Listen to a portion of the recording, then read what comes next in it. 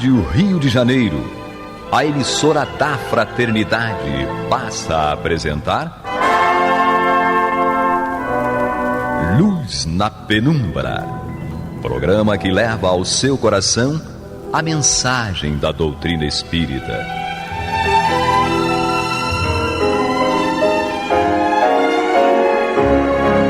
E com vocês, Eduardo Araújo, para o estudo de O Livro dos Médiuns, da obra codificada por Allan Kardec.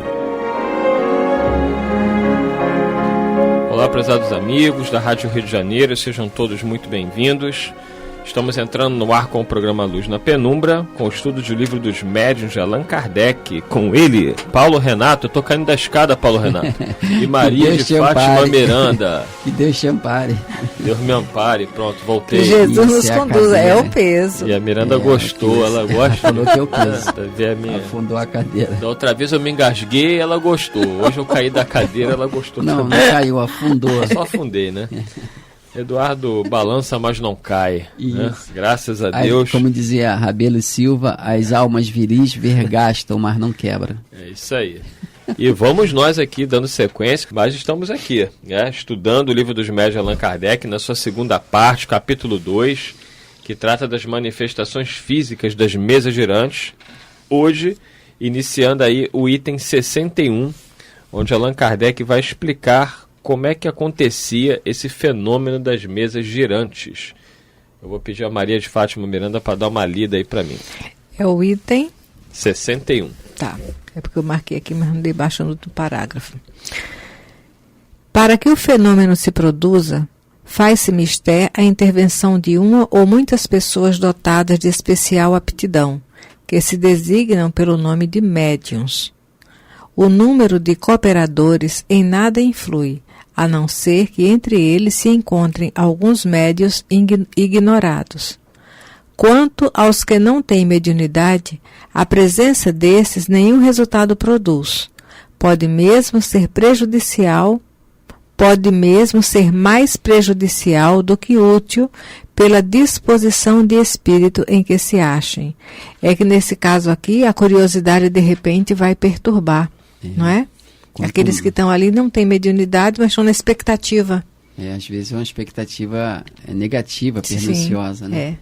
É por isso que Kardec sugeria, aconselhava a multiplicação de pequenos grupos, né, de estudos ou mesmo de exercício mediúnico. Isso. Porque se tiver algum pensamento ali absolutamente contrário, claro que não vai pedir os espíritos de fazerem o que devem fazer, mas vai causar alguns embaraços.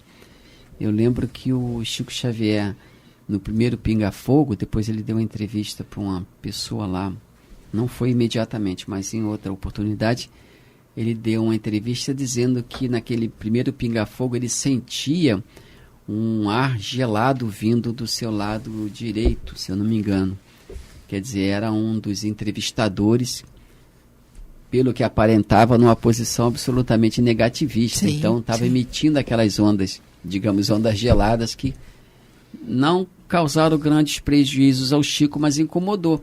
Se não fosse o amparo dele, que ele recebia do Emmanuel, ele, por certo, com certeza... Teria enfrentado alguma dificuldade. Teria enfrentado dificuldade no seu próprio raciocínio, sim, porque isso embaraça sim, o raciocínio. Sim.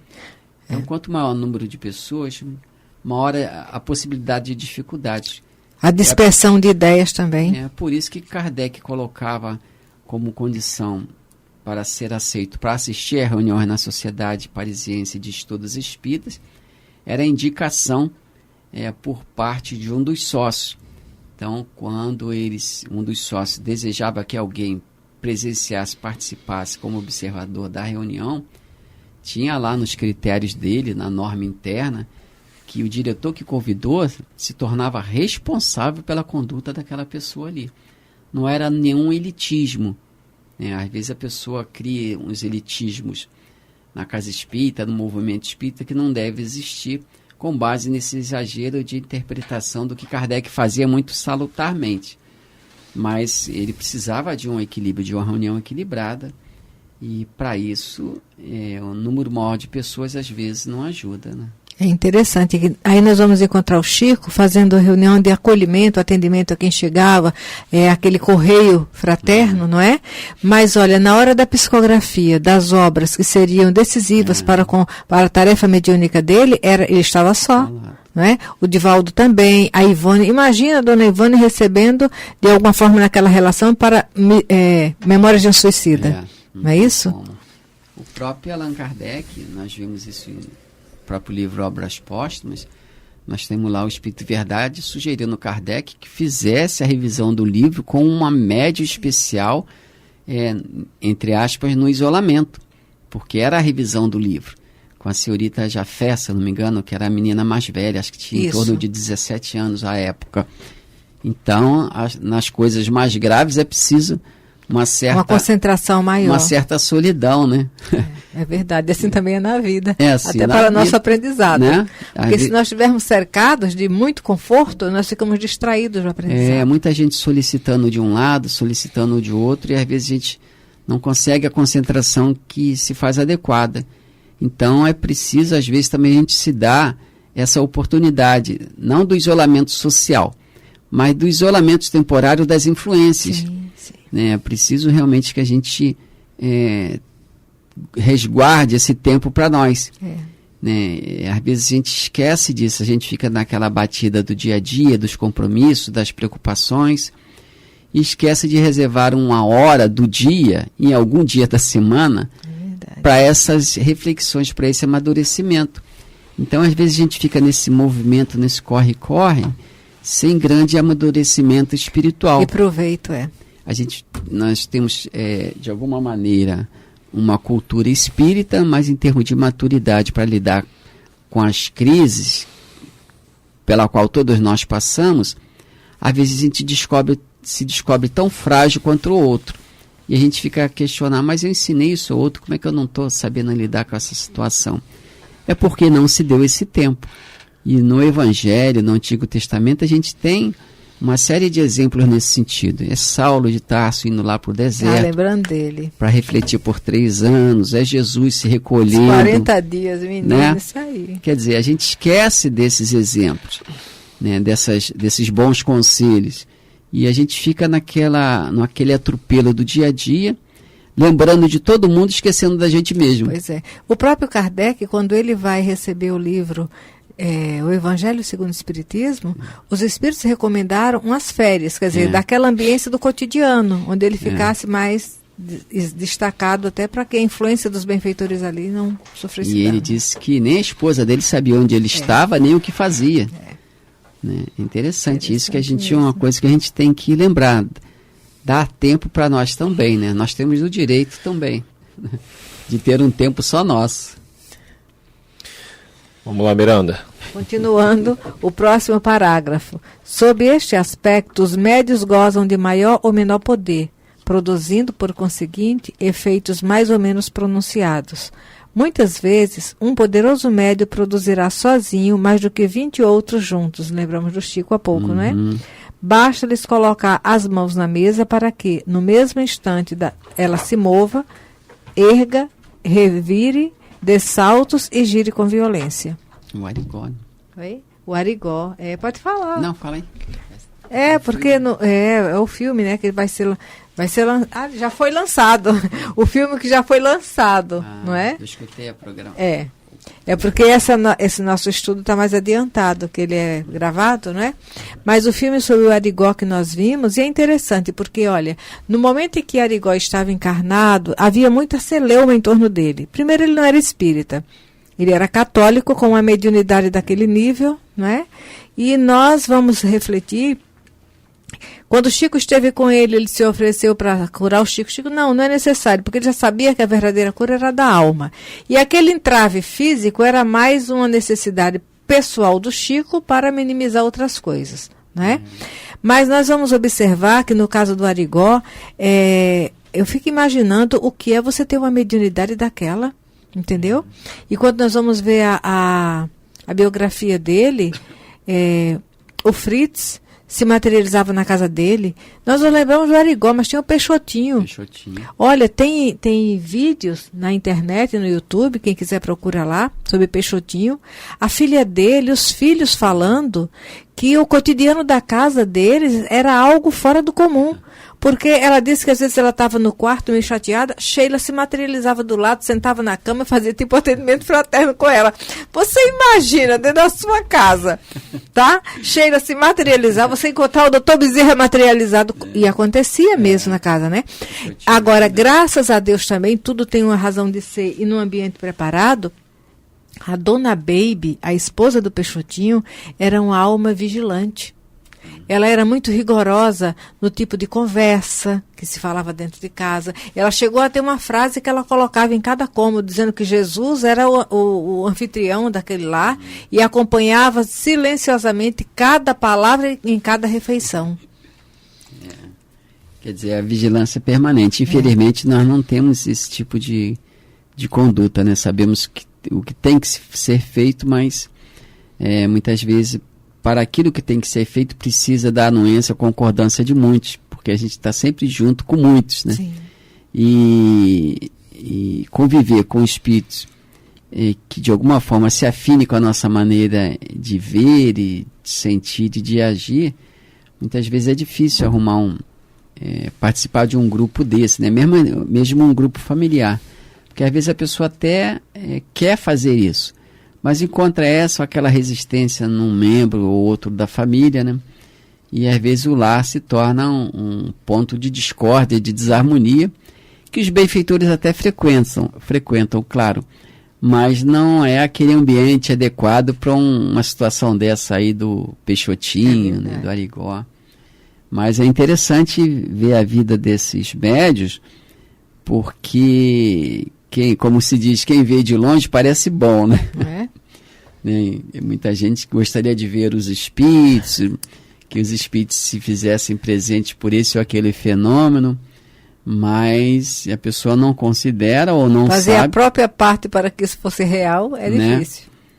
Às vezes a pessoa não sabe o que transtorno isso seria, porque é o dia todo, dia e noite, noite e dia, ano após ano, sim, aquela convivência reconhecida do mundo espiritual. Eu digo reconhecida porque nós temos essa convivência na ignorância. E como disse alguém uma vez, a ignorância é uma benção. Nós sabemos que eles estão lá, que estão aqui, mas muitas vezes não percebemos, né? E isso é bom, que nos dá a liberdade de agir, de sermos o que somos. Nos permite a falsa liberdade de nós estar sermos vigiados, porque a liberdade de agir nós temos, agora a vigilância é permanente.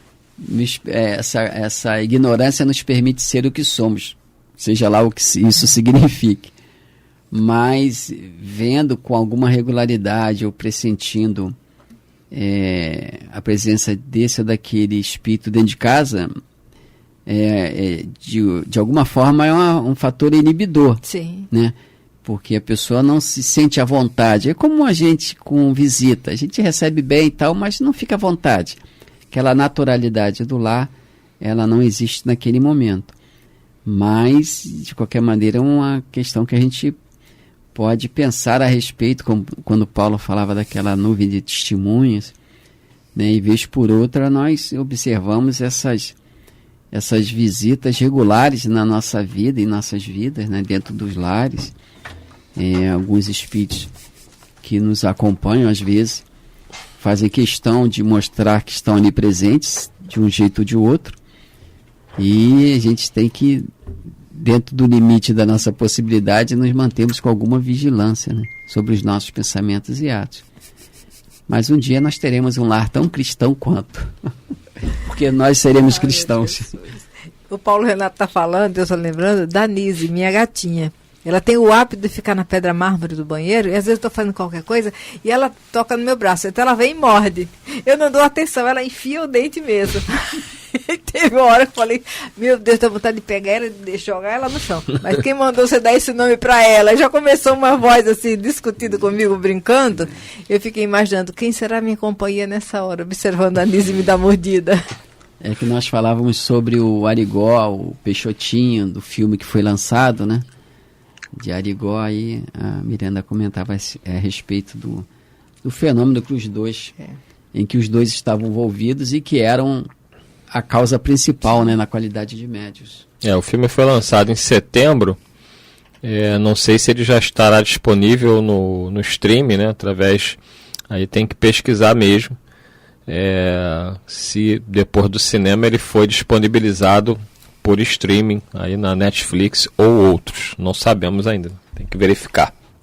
Mas foi um grande filme. Quem não viu e puder ver, vale a pena.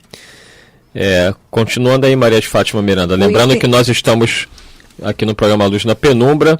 Estudo do Livro dos Médiuns. Segunda parte, capítulo 2. Qual é o item que nós estamos? 62 agora. 62, vamos lá. Vamos lá.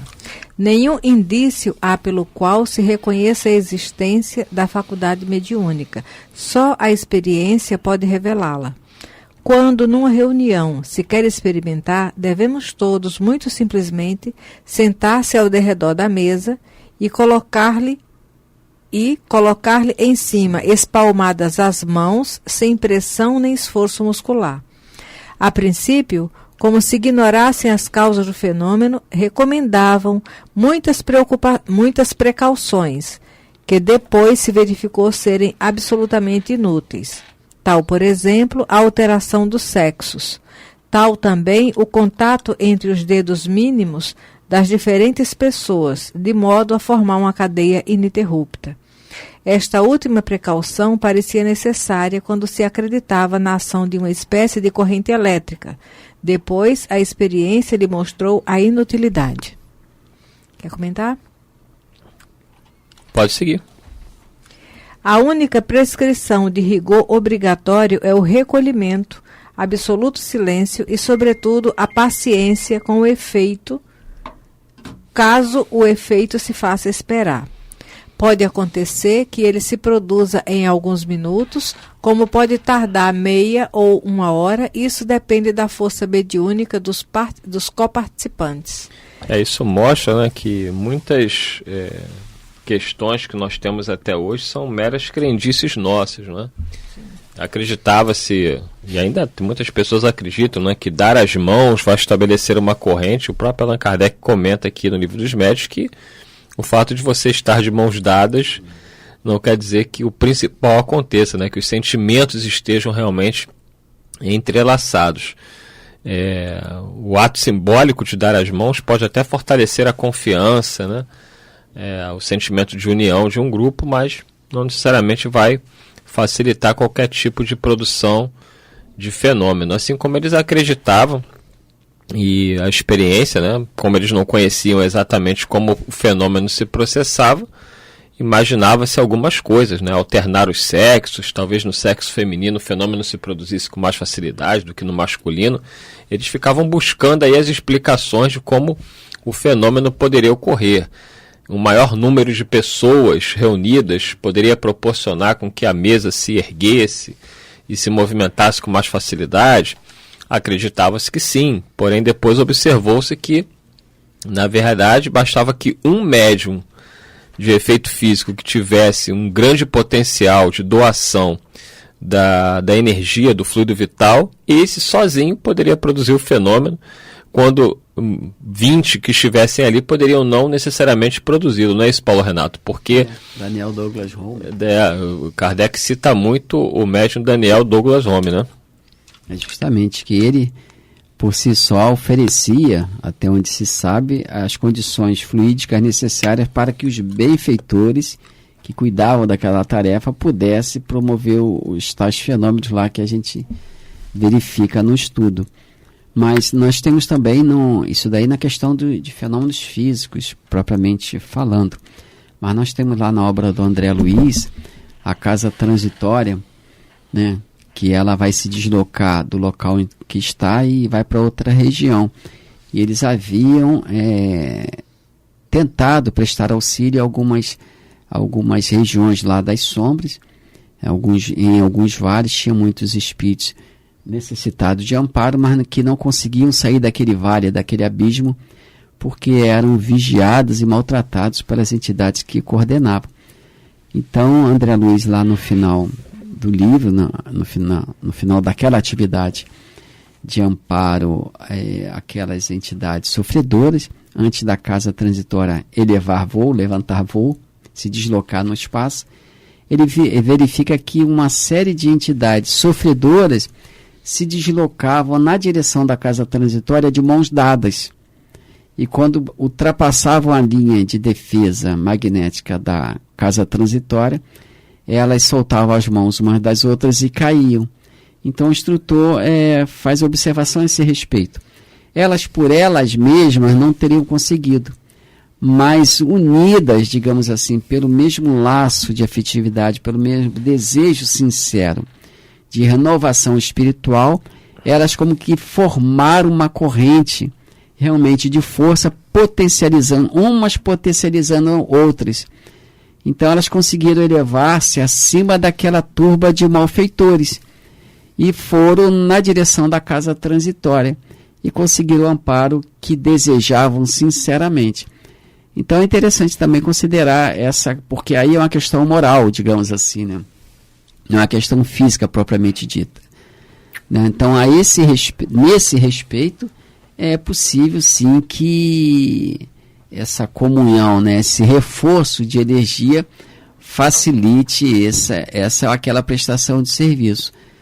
Só estou levantando isso porque às vezes a pessoa vai lembrar do livro do André Luiz, mas lá na casa transitória os espíritos deram as mãos e realmente, mas ali dependia tão somente deles mesmos a produção do fenômeno, não dependia de outros. E a casa, na realidade, ela já tinha essa função de transitar por tudo aquilo lá com a força mental deles. Isso. Então aqui no livro dos médiuns estamos falando de movimento de objetos, tal, que na verdade são produzidos pelos espíritos. O médium cede energia, mas quem produz o movimento é o espírito, né? E lá não, na casa transitória, nesse exemplo aí da casa transitória, no socorro, eram as pessoas em si que se tornaram pilhas humanas, digamos. Sim. Né? Porque ali ainda tinha aquela situação dos que estavam fora da casa, com o objetivo de dificultar o movimento dela naquela região. Não é? O movimento de espíritos maléficos, sofredores, era muito grande. Então o amparo, como disse o instrutor do André Luiz, socorrer um ou outro é relativamente fácil. Tentar socorrer um ou outro no meio de milhões é mais difícil. Então aqueles que desejavam o socorro tinham que fazer a sua parte, tinham que ir em direção à casa transitória. 34, nós estamos 23. Estamos agradecendo a Jesus, né? O Eduardo, ele desmaterializou, agora foi ele, desmaterializou numa emergência qualquer, daqui a pouco eis que surge na cadeira. Então, que Jesus nos conduza. Deus nos abençoe e nosso Senhor Jesus Cristo nos protege. Você está ouvindo o programa Luz na Penumbra.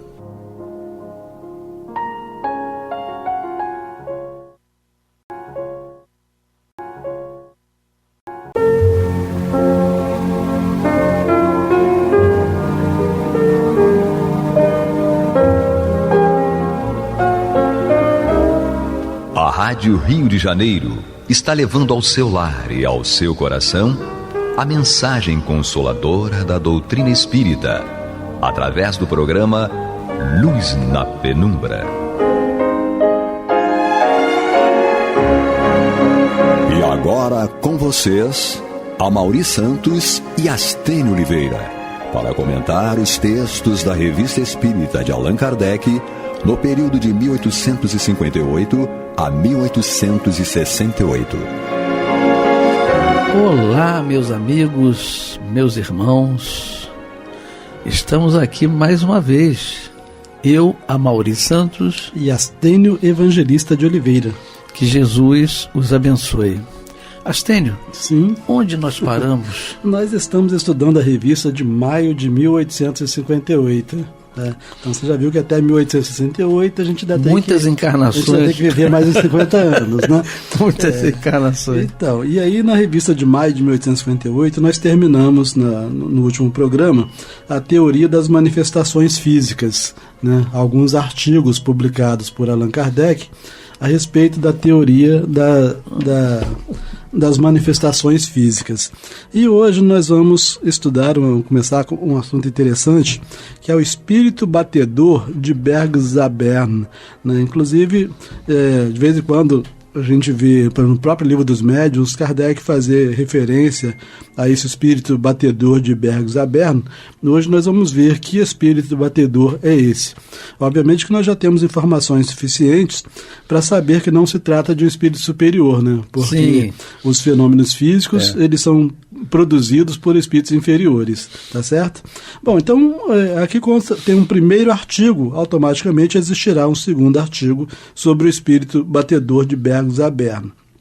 E a informação que Kardec nos traz é a seguinte: já tínhamos ouvido falar de certos fenômenos espíritas que, em 1852, fizeram muito alarido na Baviera renana, nos arredores de Spira, e sabíamos até que um relato autêntico havia sido publicado numa brochura alemã.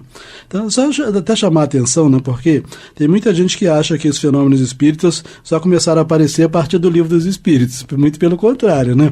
O Livro dos Espíritos só surgiu por causa dos fenômenos espíritas, que eram bastante anteriores. E Kardec se refere aqui a um fenômeno que ele chama de fenômeno espírita em 1852, 5 anos antes do surgimento do Livro dos Espíritos. As irmãs Fox, né? Sim, né? Desse período aqui também. Exatamente. Né? Então já tínhamos ouvido falar de certos fenômenos espíritas que em 1852 fizeram muito alarido na Baviera renana, nos arredores de Spira, e sabíamos até que um relato autêntico havia sido publicado numa brochura alemã. Depois de longas e infrutíferas pesquisas, uma dama, dentre as nossas assinantes da Alsácia, demonstrando nessa circunstância um zelo e uma perseverança que lhe seremos eternamente agradecidos, finalmente conseguiu obter um exemplar daquela brochura e no-lo ofereceu. Então era uma brochura alemã, muito difícil de ser encontrada. Essa assinante, né, da revista conseguiu e mandou para o Kardec. Damos a seguir sua tradução. Então, a tradução do alemão, certamente para o francês, né? Então, assim, essa língua linda, né? E ver o Kardec mesmo traduzindo do alemão, né, para o francês. Então, damos a seguir sua tradução em extenso. Sem dúvida, será lida com grande interesse, pois, dentre tantas outras, é uma prova a mais de que os fatos desse gênero, né, dos fenômenos físicos, né, do espírito batedor, então é uma prova a mais de que os fatos desse gênero são de todos os tempos e países, já que ocorreram numa época em que apenas se começava a falar em espíritos. Então, 1852 era uma época que apenas se começava a falar em espíritos. E aí o Kardec agora já coloca o prefácio, que é o prefácio da própria brochura alemã, tá certo? Então, o que nós vamos ver daqui para frente não é mais Kardec escrevendo, já é o prefácio da brochura alemã. Tranquilos? Então, vamos lá. Há vários meses, então agora o autor da brochura, tá certo? Tá bom. Então, há vários meses, um acontecimento muito estranho tornou-se o assunto preferido de todas as conversas em nossa cidade e em seus arredores. Referimos-nos ao batedor, como é chamado, da casa do alfaiate Pierre Sanger. Então, esse espírito era chamado lá pela comunidade de batedor, né? Bom, até então, nos abstivemos de qualquer relato em nossa folha, o Journal de Bergzabern.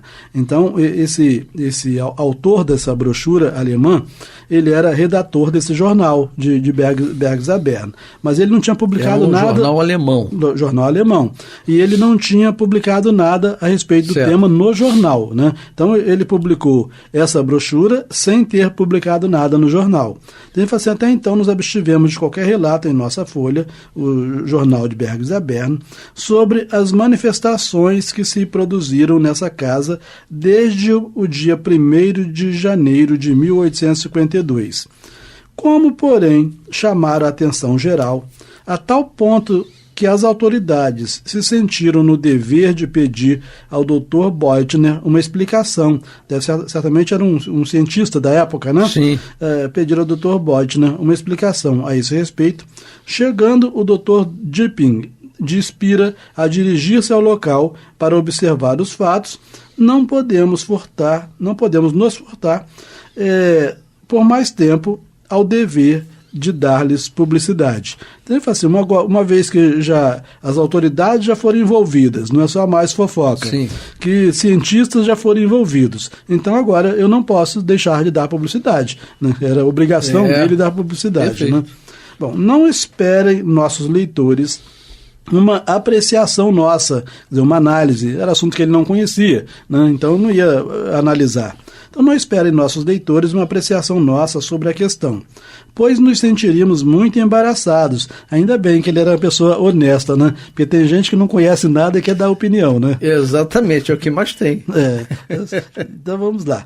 Não esperem nossos leitores uma apreciação nossa sobre a questão, pois nos sentiríamos muito embaraçados. Deixamos essa tarefa aos que, pela natureza de seus estudos e de sua posição, estão mais aptos a se pronunciarem, o que, aliás, farão sem dificuldade, caso consigam descobrir a razão daqueles efeitos, né, a causa daqueles efeitos. Então ele, obviamente um homem lógico, um homem razoável, ele saber assim, bom, se o ruído existe, se a batida existe, uma causa existe, né? Então ele já admitia o princípio de que não há efeito sem causa.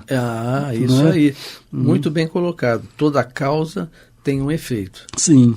Então, quanto a nós, limitar-nos-emos ao simples relato dos fatos. Eu acho interessante esse tipo de pessoa, né? Falar assim, olha, eu estou isento, né? Não vou ficar... Eu sou neutro, né? Neutro, não vou ficar inventando nada. Então, do modo que eu sei dos fatos que foram me relatados, ou que eu observei, eu vou relatar. Vou descrever. Então, quanto a nós, limitar-nos-emos ao simples relato dos fatos, principalmente daqueles que testemunhamos. Então, ele também chegou aí à causa do alfaiate para testemunhar, né? Então, principalmente daqueles que testemunhamos ou que ouvimos de pessoas dignas de fé, deixando que o leitor forme a sua própria opinião. Nesse ponto ele era até bem parecido com Kardec, né? Porque você vê assim, não só o que ele observou, mas o que ele ouviu de pessoas dignas de fé. Porque se fossem quaisquer pessoas, ele sequer descreveria na brochura. É verdade. Né? E aí ele assina aqui esse prefácio, né, como F.A. Blanc, redator do Jornal de Bergs-Haber, maio de 1852. Então, os fenômenos começaram em 1º de janeiro de 1852, ele, em maio de 1852, publicou essa brochura. Isso então, antes da Revista Espírita, né? A Revista Espírita foi só em 1858, então, né? Você vê quanto tempo levou para publicar? O Kardec tanto é que a brochura estava difícil de achar, né? O Kardec informa logo no início, precisou do empenho de uma assinante da revista para localizar isso, né? Bom, então prosseguindo aqui agora, ainda com o redator do jornal Bergs-Haber na brochura, tá? Então continua não sendo Kardec que está falando, tranquilo? Tranquilo. Então, vamos lá. No dia 1º de janeiro deste ano, 1852, na casa em que habitava e num quarto vizinho ao em que comumente ficava a família Pierre Sanger de Bergs-Haber, ouviu um ruído como se fora de um martelamento, iniciando-se por golpes surdos que pareciam vir de longe e que se tornavam progressivamente mais fortes e distintos. Então, até a final de 1851, a casa estava tranquila. A partir de 1º de janeiro de 1852, começaram essas marteladas na casa, né? Bom, esses golpes davam a impressão de ser desferidos contra a parede, perto da qual se achava o leito onde dormia seu filho de 11 anos. Então, eles tinham a impressão de que era naquela parede, perto da cama do filho de 11 anos, que ocorria as marteladas, né, o barulho. Bom, habitualmente era entre 9h30 e 10h30 que o ruído se fazia ouvir. Bom, pelo menos, felizmente, esse espírito aqui não batia a qualquer hora do dia, a qualquer hora da noite, né? Devia ser desagradável. Né? Então ele pelo menos escolhia, era mais ou menos educado e só batia entre 9h30 e 10h30 da noite. da noite. 21 horas. Ele coloca aqui, ó. Ele fala assim, habitualmente era entre 9h30 e 10h30 que o ruído se fazia ouvir. Mas a gente vai ver logo na frente que é na hora dele dormir, então era noite. Sim. Entendeu? Então vamos lá. A princípio, o casal Sanger não lhe deu maior importância. Porém, como tal singularidade se repetisse a cada noite, então, né, onde a confirmação de que era noite, né, pensaram que poderia vir da casa vizinha, onde, à guisa de passatempo, um enfermo se distraísse em tamborilar contra a parede. Então, provavelmente, ele sabia que existia um enfermo, problema de cabeça, né, na casa vizinha, e achava que ele estava tamborilando a parede, né. Bom, contudo, logo o casal se convenceu de que o doente não era nem poderia ser a causa do ruído. O chão do quarto foi revolvido. Eles queriam procurar a causa. Então, quebraram o chão Então, o chão do quarto foi revolvido. A parede derrubada. Olha essa bagunça que esse espírito acabou provocando, né?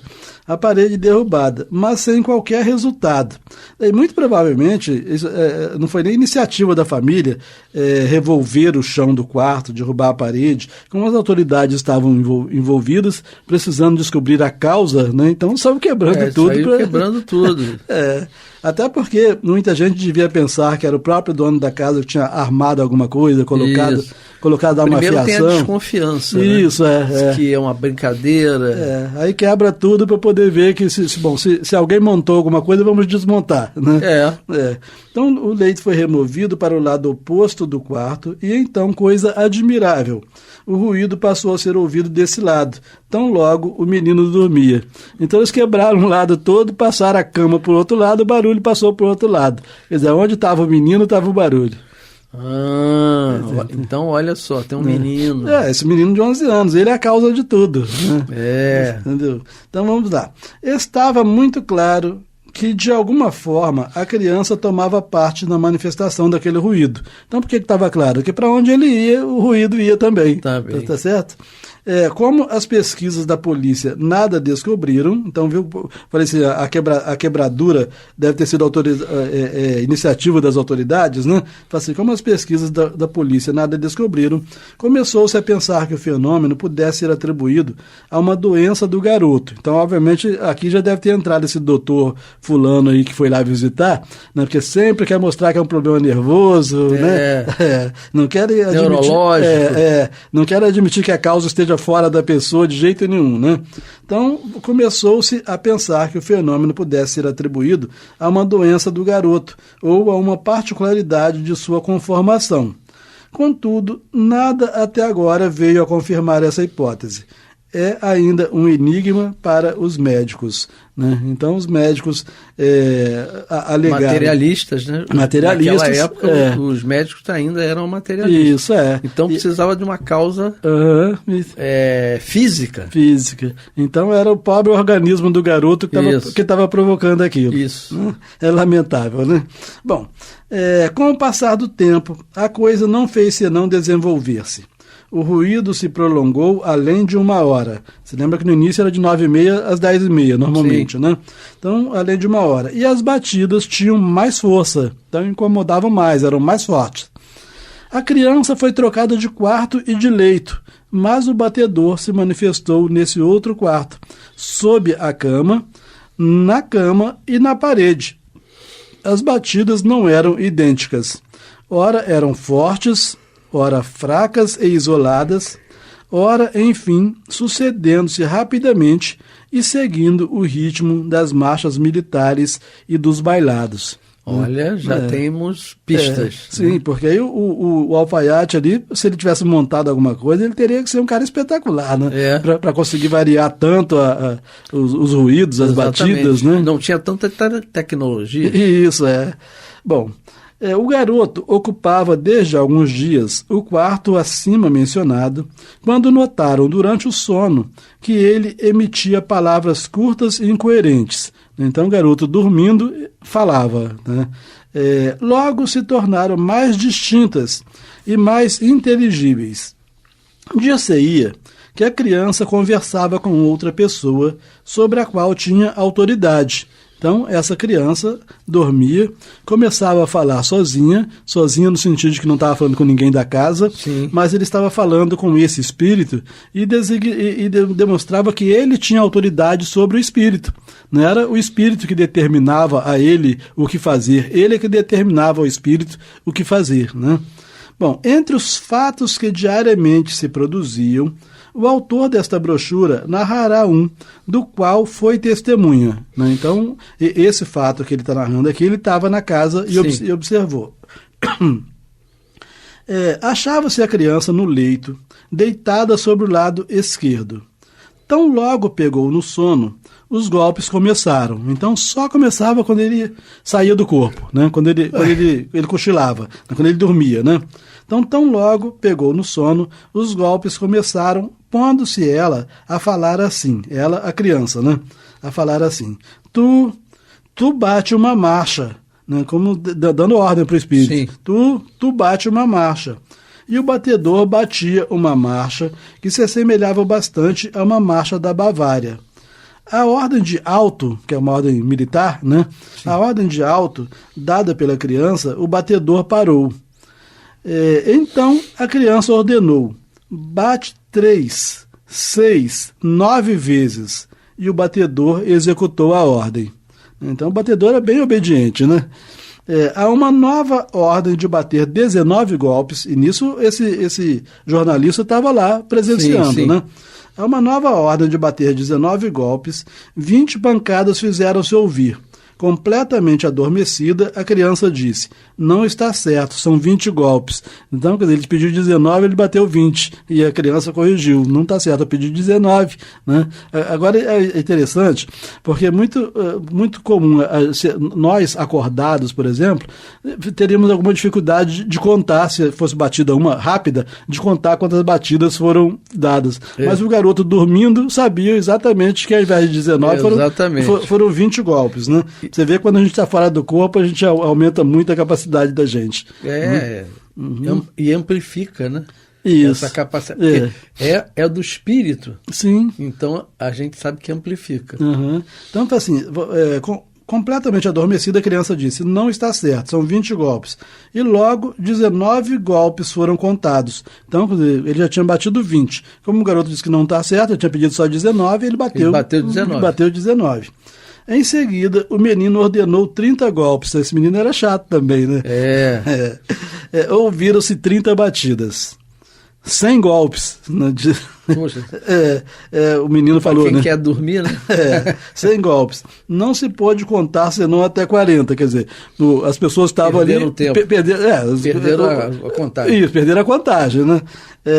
Tão rapidamente se sucediam as pancadas. Ao último golpe, disse o garoto, muito bem.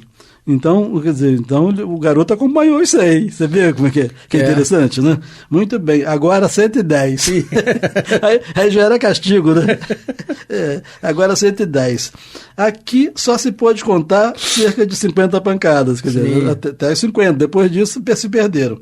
Quando soou o último golpe, o dorminhoco disse, não é isso, foram apenas 106. Quer dizer, caramba, ele pediu, contava, assim, só quem está fora do corpo consegue fazer esse negócio. Exatamente. Né? Então, foram apenas 106. E logo mais 4 pancadas fizeram-se ouvir para completar o número 110. Gente, e aí você vai negar ainda que seja uma inteligência que esteja provocando aquele fenômeno? Né? E tinha na análise que eu posso fazer pelo que você está lendo, ele tinha prevalência sobre o espírito. Tinha, total. Ele devia ser, o espírito era um soldado, alguma coisa que era músico, entre aspas, é o que eu tô achando. E que o menino, o espírito do menino, mandava. Podia ser. Era um soldado, um coronel, uma coisa assim. Aqui não informa. Não informa. Não vem esses detalhes, não. Qual era a relação entre o garoto e ele, não. Né? Mas, de qualquer forma, indica uma hierarquia. Superioridade. Depois ele pediu 1000. Puxa. Se eu fosse o próprio jornalista, eu já tinha ido embora. Agora não vai acabar, não. Né? Então, depois ele pediu 1.000. Somente 15 golpes foram dados. Vamos, diga lá. Quer dizer, o garoto insistiu, né? Houve ainda 5 pancadas e o batedor parou. Quer dizer, então, na hora que o garoto já estava indo exagerando, ele resolveu parar, né? Então, os assistentes tiveram a ideia de ordenar diretamente ao batedor, executando o batedor, né, as ordens que lhe eram dadas. Então, eles verificaram, já que ele atende as ordens do garoto, sim, deve atender as nossas ordens também, né?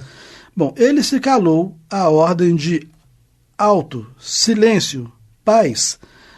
Depois, então, isso já os assistentes dando essa ordem de alto, silêncio, paz, ele se calava, né? Depois, por si mesmo e sem comando, recomeçou a bater.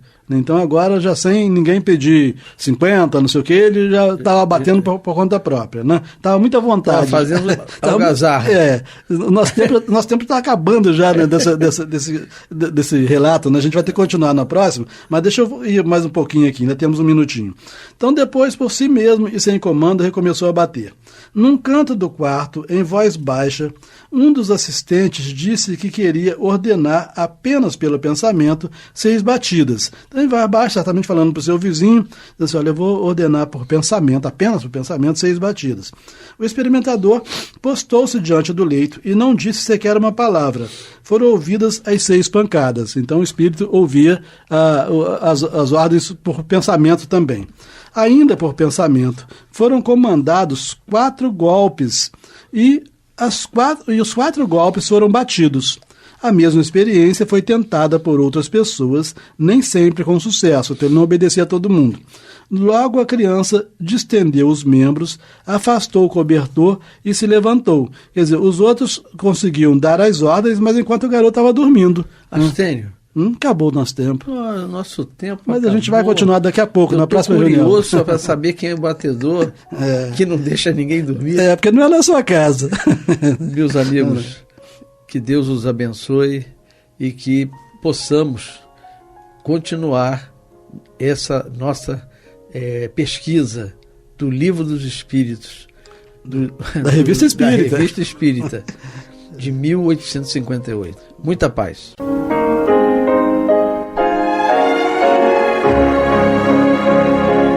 E vamos ouvir agora a prece de encerramento de nosso programa, na voz de Geraldo de Aquino. Jesus, dá-nos coragem para a luta, piedade para os insultos e misericórdia para as injustiças e ingratidões. Limpa nossa alma de inveja e ambições mesquinhas, de ódio e de vingança o nosso caminho. E que dentro em pouco, ao recolher-nos de novo ao calor do nosso leito, para que o sono nos dê a paz e o esquecimento das tristezas humanas, possamos sentir, Senhor, no mais íntimo de nosso ser, a doçura indefinível do Teu amor e a grandeza incomparável da Tua divina presença. Que assim seja.